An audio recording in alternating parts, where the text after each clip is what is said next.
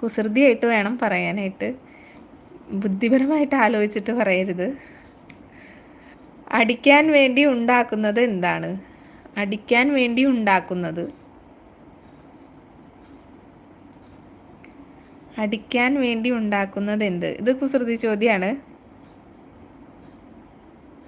പൊറോട്ട. അടിക്കാൻ വേണ്ടി ഉണ്ടാക്കുന്നത് എന്ത്?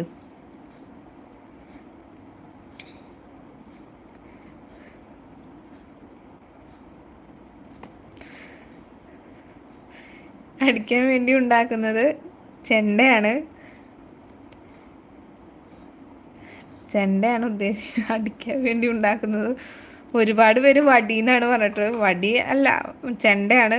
ഞാൻ പറയുന്ന ഉത്തരം ചെണ്ടയാണ്. ഓക്കെ. ഇനി പണ്ട് പണ്ട് മാത്രം ഉണ്ടായിരുന്ന ഇപ്പോൾ